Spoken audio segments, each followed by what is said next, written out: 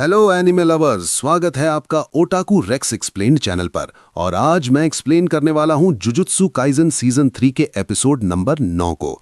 तो चलिए जानते हैं आगे की कहानी को बिना किसी देरी के। अब तक हमने देखा कि हिगुरमा यूजी की बात नहीं मानता और तुरंत ही अपना डोमेन एक्सपेंशन कर लेता है, जिसका नाम है डेडली सेंटेंसिंग। यूजी सोचता है कि डोमेन खुलने से पहले ही उसे हिगुरमा पर अटैक कर देना चाहिए।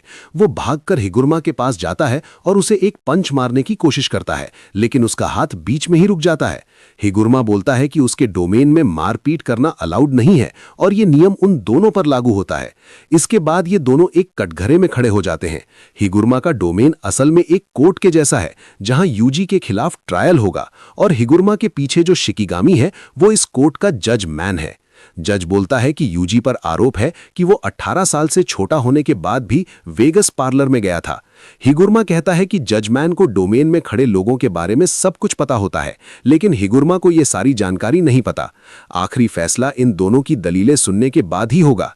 तभी हिगुरमा के हाथ में एक लिफाफा आ जाता है, जो कि असल में सबूत था कि यूजी सच में उस पार्लर में गया था कि नहीं। यह सबूत उस जजमैन ने दिया है। इस सबूत का मतलब ये नहीं कि यूजी दोषी है। पहले यूजी को अपनी सफाई में कुछ कहने का मौका दिया जाएगा, जिसके बाद ही हिगुरमा इस सबूत को खोलेगा। यूजी को कोशिश करना है कि उसे दोषी न ठहराया जाए। ऐसा डोमेन देखकर यूजी समझ जाता है कि हिगुरमा तो सच में एक लॉयर है। टेनगन ने यूजी को बताया था कि पुराने जमाने के सोर्सेज भी डोमेन का इस्तेमाल किया करते थे, लेकिन उन डोमेन्स में गारंटी हिट इफेक्ट नहीं हुआ करता था। एग्जाम्पल के लिए, अगर कोई गोजो के डोमेन में फंस जाता है तो 100% उसे गोजो का अटैक लगेगा ही। इसे ही गारंटी हिट इफेक्ट कहते हैं, जो लगभग सभी के डोमेन्स में होता है। लेकिन पुराने जमाने में लोग सिर्फ इसीलिए डोमेन खोलते थे ताकि सामने वाला लड़ाई छोड़ के भाग न जाए। लेकिन टाइम के साथ साथ गारंटी हिट इफेक्ट वाले डोमेन बढ़ते रहे। खैर, यूजी समझ जाता है कि हिगुरमा के डोमेन में कोई हिट इफेक्ट नहीं है, यानी ये डोमेन यूजी को चोट नहीं पहुंचा सकता, और बाइंडिंग वाव की वजह से हिगुरमा को इस डोमेन के रूल्स भी यूजी को बताने होंगे। हिगुरमा बोलता है कि यूजी को अपनी सफाई देने का सिर्फ एक ही मौका मिलेगा। उसके बाद हिगुरमा सबूत देखकर अपनी दलील देगा और फिर जजमेंट फैसला सुनाएगा। यूजी पूछता है कि अगर मैं दोषी पाया गया तो क्या होगा, लेकिन हिगुरमा ये बताना जरूरी नहीं समझता। वो बस बताता है कि अब यूजी के पास 3 ऑप्शंस हैं। पहला, कि वो चुप रहे और कुछ भी ना बोले, यानी साइलेंस। दूसरा, कि वो अपना गुनाह कबूल कर ले, यानी कन्फेशन। और तीसरा, कि वो मना कर दे कि उसने कोई जुर्म किया ही नहीं है, यानी डिनायल, जिसमें वो चाहे तो झूठ भी बोल सकता है। जो सुन यूजी चौंक जाता है कि ट्रायल में झूठ बोल सकते हैं। तो हिगुरमा कहता है कि अगर सब लोग सच बोलते तो ट्रायल्स की जरूरत ही नहीं पड़ती। अब यूजी सोचने लगता है कि उसे क्या बोलना चाहिए, क्योंकि वो उस पार्लर में गया भी था और उसने वहां गेम्स भी खेले थे और पैसे भी जीते थे। लेकिन सजा से बचने के लिए उसे झूठ बोलना होगा, पर उसे ये नहीं पता कि उस सबूत में आखिर क्या है। अगर सबूत में ये बताया ही नहीं गया कि यूजी उस पार्लर में गया था, तो यूजी मना कर सकता है। अगर सबूत में यह है कि यूजी अंदर गया था, तो यूजी बहाना बना सकता है कि वो तो अंदर सिर्फ टॉयलेट इस्तेमाल करने गया था। लेकिन इससे यह साबित हो जाएगा कि वो अंदर गया था। वो कन्फेस भी कर ले तो शायद उसकी सजा कम हो जाए। लेकिन यूजी को तो यह भी नहीं पता कि इस जगह सजा क्या मिलती है। अब यूजी बोलता है कि वो पार्लर के अंदर गया था, लेकिन सिर्फ टॉयलेट इस्तेमाल करने। हिगुरमा अब सबूत को ओपन करता है। उसमें से यूजी की एक फोटो निकलती है, जिसमें वो पास के ही एक एटीएम में खड़ा था, यानी सबूत का पार्लर से कोई लेना देना नहीं था। पर यूजी ने खुद बोल दिया कि वो पार्लर में गया था, पर सबूत के मुताबिक उसने एटीएम से पैसे भी निकाले थे, यानी वो अंदर सिर्फ मूतने तो नहीं गया होगा, और उसने गेम्स भी खेले होंगे, जबकि उसकी उम्र 18 साल से कम थी। फिर भी पार्लर में घुसकर उसने कानून तोड़ा है। यूजी सोचता है कि ऑप्शन 3 ही सही था। उसे साफ मना कर देना था कि वो पार्लर में गया ही नहीं। फिर एटीएम वाली फोटो से कुछ भी साबित नहीं होता। हिगुरमा भी बोलता है कि एटीएम से पैसे निकालना कोई बुरी बात नहीं है। यूजी को सिर्फ कहना था कि उस पर लगा इल्जाम गलत है। खैर, जजमैन अब फैसला सुनाता है कि यूजी दोषी है और उसकी सजा है कॉन्फिस्केशन।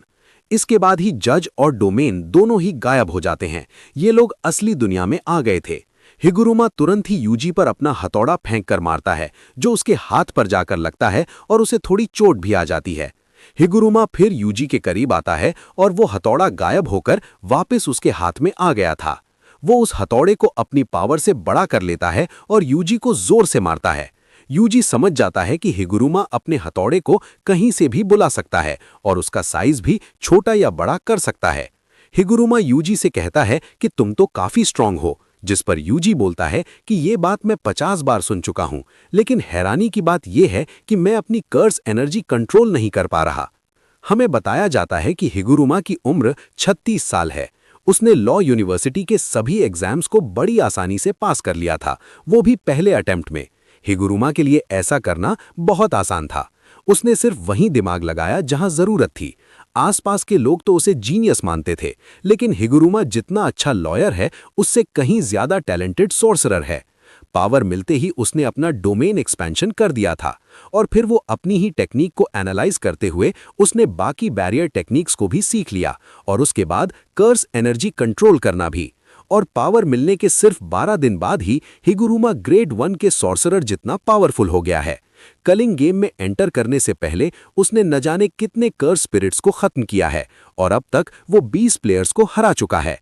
हिगुरुमा अब अपने हथौड़े को बहुत लंबा करके उससे यूजी पर अटैक करता है।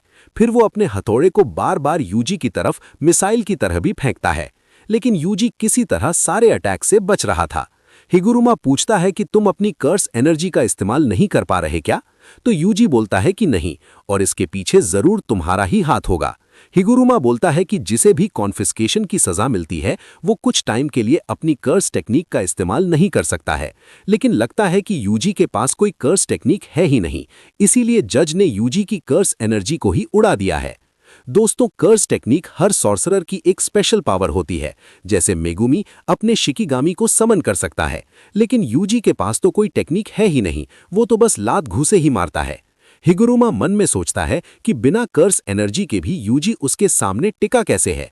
इसका मतलब उसका शरीर ही इतना ज्यादा स्ट्रांग है, लेकिन किसी आम इंसान का शरीर इतना ज्यादा ताकतवर कैसे हो सकता है?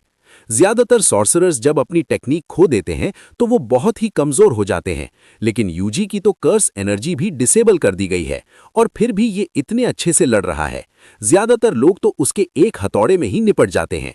यानी अब हिगुरुमा को भी थोड़ा संभल के लड़ना होगा, और यूजी को हराने के लिए उसे अपनी पूरी ताकत का इस्तेमाल करना होगा। वो फिर से यूजी पर अटैक करने लगता है, जिससे यूजी नीचे स्टेज पर आ गिरता है। वो हिगुरुमा को बाथ टब ही फेंक के मार देता है, लेकिन हिगुरुमा पानी से निकलते हुए अपना बड़ा सा हथौड़ा यूजी को मार देता है, जिसके नीचे यूजी दबने लगता है। हिगुरुमा को ऐसा लग रहा था कि वो कभी न टूटने वाले खिलौने के साथ खेल रहा हो। इधर यूजी की हालत खराब हो रही थी। वो सोचता है कि हिगुरुमा की भी कोई तो कमजोरी होगी ही।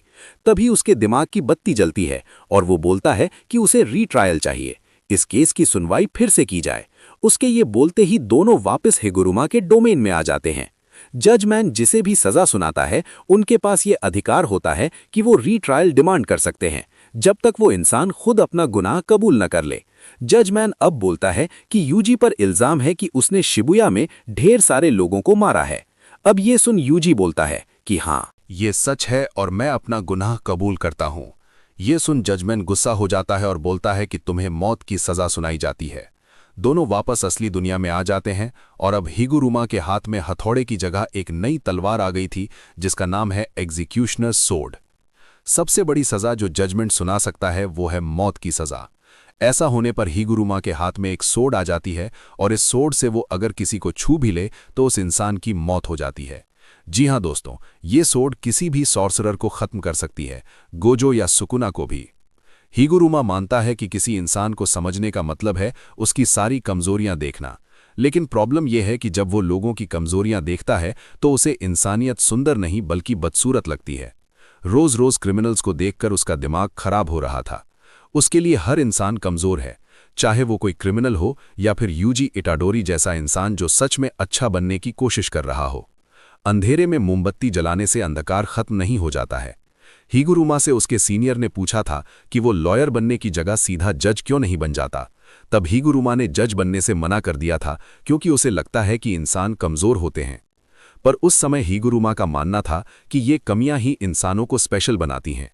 ये बात हिगुरुमा को इसीलिए याद आई है क्योंकि यूजी ने ऐसे गुनाह को कबूल कर लिया था जो उसने कभी किया ही नहीं। सबूत वाला लिफाफा जो हिगुरुमा को दिया जाता है, उसके अंदर क्या है, ये बात हिगुरुमा को पहले ही पता चल जाती है। उसमें लिखा था कि शिबुया में उन लोगों को सुकुना ने मारा था, ना कि यूजी ने। यूजी किसी तरह अब तक हिगुरुमा की सोड से बचा हुआ था। हिगुरुमा अब अपनी सोड को गायब कर देता है और यूजी उसे एक पंच दे मारता है जिससे हिगुरुमा दूर जाकर गिरता है। ये देख यूजी भी कंफ्यूज हो गया था। हिगुरुमा कहता है कि उस समय सुकुना ने यूजी की बॉडी पर कंट्रोल किया हुआ था, यानी कि यूजी ने कोई क्राइम नहीं किया है। यूजी बोलता है कि फिर भी गलती मेरी थी क्योंकि मैं कमजोर था, लेकिन तुमने अपनी तलवार को गायब क्यों किया? तो हिगुरुमा कहता है कि मुझे याद आ गया कि मैं लॉयर क्यों बनना चाहता था।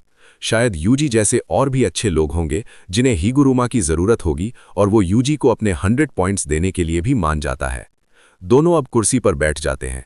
हिगुरुमा यूजी से पूछता है कि उसने कभी किसी को जानबूझकर मारा है, तो यूजी कहता है कि हाँ, जिस पर हिगुरुमा कहता है कि काफी बुरा लगा होगा ना। खैर, यूजी की बात मानते हुए हिगुरुमा अपने 100 पॉइंट्स का इस्तेमाल करता है और एक नया रूल ऐड करवाता है, जो था कि प्लेयर्स एक दूसरे को पॉइंट्स ट्रांसफर कर सकते हैं, और कोगा ने तुरंत ही ये नया नियम ऐड करवा देता है। इसके बाद हिगुरुमा अपना 1 पॉइंट यूजी को ट्रांसफर कर देता है, यानी कि अब अगले 19 दिन तक यूजी बिल्कुल सेफ है। इसके बाद हिगुरुमा यहां से जाने लगता है। यूजी उसे बोलता है कि क्या तुम हमारी मदद कर सकते हो? तब हिगुरुमा बताता है कि जब उसने पहली बार कोर्ट में अपना डोमेन खोला था, तब वहां के जज और सामने वाले लॉयर को मार दिया था, जिन्होंने कीटा को गलत सजा दिलवाई थी, और उनसे ही हिगुरुमा को 2 पॉइंट्स मिले थे, और बाकी 100 पॉइंट्स उसने कॉलोनी में आने के बाद हासिल किए थे। जब कलिंग गेम खत्म होगा, तब हिगुरुमा खुद को पुलिस के हवाले कर देगा। अगर वो यूजी के साथ रहा तो उसे खुद से और ज्यादा नफरत होती रहेगी। इतना कहकर हिगुरुमा यहां से चला जाता है और ये एपिसोड यहीं पर एंड हो जाता है। तो दोस्तों, यूजी ने पहला रूल ऐड करवा दिया है। दूसरी तरफ मेगुमी के साथ क्या होगा, ये जानेंगे अगले एपिसोड में, और अगले एपिसोड में ही तकाबा की एंट्री भी होने वाली है। तो आपको ये एपिसोड और हिगुरुमा कैसा लगा, कमेंट करके जरूर बताइए। वीडियो अच्छा लगा हो तो इसे लाइक और शेयर कीजिए, और अगर आप हमारे चैनल ओटाकू रेक्स एक्सप्लेन्ड पर नए हैं तो हमारे चैनल को सब्सक्राइब करके बेल आइकन जरूर दबाइए। मैं मिलता हूं आपसे बहुत ही जल्द अगले वीडियो के साथ। शुक्रिया।